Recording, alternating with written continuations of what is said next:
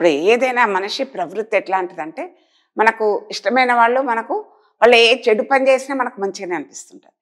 మంచి వాళ్ళు నిజంగానే మనకు విరోధం ఉన్న వాళ్ళు చెడు చేసినా వాళ్ళు మనకు మంచి చేస్తున్నా వాళ్ళని మనం ద్వేషిస్తాం. అంటే మన దృష్టి లోపం అది.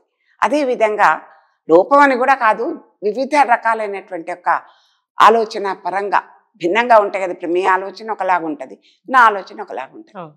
ఆ విధంగా సీతను ఆమె మహాపతివ్రత, ఆమె భర్త మాట జీవదాటలేదు, నిప్పులలో దూకమంటే నిప్పులలో దూకింది, తర్వాత అరణ్యానికి పొమ్మంటే అరణ్యానికి పోయిందని అట్లా మనం అనుకునేటోళ్ళు ఆ విధంగా అనుకోవచ్చు.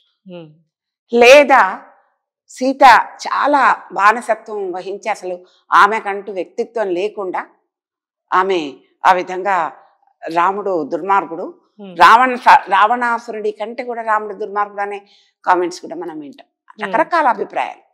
ఎందుకు అంటే వాళ్ళకి ఏదో రాముడి మీద కోపం అట్లా కాదు, అక్కడ జరిగినటువంటి యొక్క సంఘటనల వల్ల అంత అన్యాయం జరిగింది కదా అని.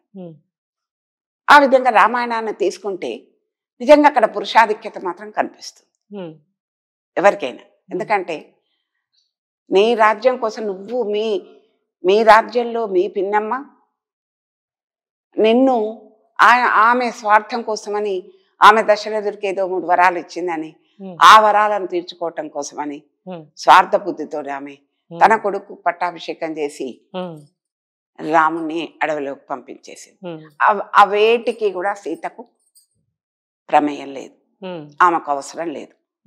ఆమె దేంట్లో కూడా ఆమె కారణం కాదు. అక్కడ నీ తండ్రి, నీ సవతి తల్లి, మీరే కారకులు, మీ రాజ్యం. మరి ఆమె పాపం నీతో పాటుగా నేను ఇక్కడ ఉండని అడవికి వచ్చేస్తానన్నది. రాముడు ఏం రమ్మని అడగలేదు. కౌసల్య అంటది, నువ్వు వెళితే నాకు ధైర్యం అంటే ఆమెకంత నమ్మకం కోడల మీద. నేను ఆమె కూడా జనక మహారాజు చాలా అపురూపంగా ఆమెను పెంచి పెద్ద చేసింది కదా. మరి అడవులలోకి పోవాలని ఏ తండ్రి కోరుకోడు కదా. అయినా కూడా ఆమె పోతా అన్నప్పుడు ఎవరూ దాన్ని ఎదిరించలేదు. అలాంటప్పుడు మరి ఆమెను రావణాసుడు తీసుకెళ్ళినప్పుడు, ఆమె అశోకవనంలో బంధించినప్పుడు రావణాసుడు మహా ప్రజ్ఞావంతుడు. అసలు ఆయనకు ఉన్నటువంటి ఆ పాండిత్యం ఎవరికీ లేదు. ఆ ఒక్క దుర్బుద్ధితోటి అతనికి తెలుసు సీతాదేవిని ఆమె దగ్గర పోయినా కూడా భస్వం అయిపోతామని. అందుకే ఆమెను అశోకవనంలో బంధించి. మరి ఆమె ఏం తప్పు చేసిందని ఇది అందరికీ లోకానికి తెలుసు కదా.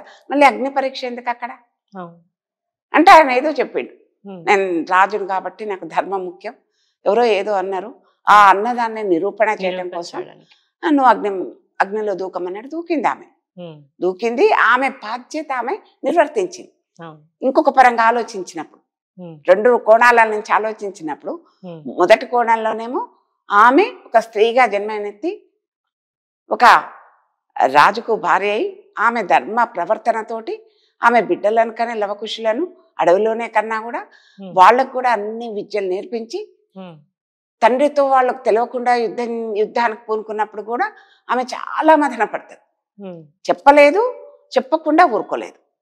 తండ్రితో పిల్లలు యుద్ధం చేయటం ఏంటని ఆ విధంగా ఆమె ఎన్నో మదన పడి వాళ్ళతో యుద్ధం చేసిన తర్వాత లవకుశులే గెలుస్తారు కదా. భర్త ఓటమైనాక వాళ్ళు తెలుసుకున్నప్పుడు ఆయన పిల్లల్ని ఆయనకు అప్పచెప్పేసింది. ఆయన పిల్లల్ని ఆయనకు అప్పచెప్పి ఆమె ధర్మం అది. పిల్లల్ని పెంచటం అనేది ఆమె ధర్మంగా ఒక తల్లిగా ఆమె వాళ్ళని కూడా తీసుకొని మనం అమ్మమ్మ దగ్గర పోదాం పాని భూదేవితో పోలేదు. ఆమె ఆ రాజు పిల్లల్ని ఆ రాజుకు అప్పచెప్పేసి నా కర్తవ్యం అయిపోయింది, నేను వచ్చిన పని అయిపోయింది, నాకు కళంకం లేకుండా నా జన్మకు సార్థకమైపోయి కష్టమో సుఖమో అని ఆమె భూమిలోకి వెళ్ళిపోయింది.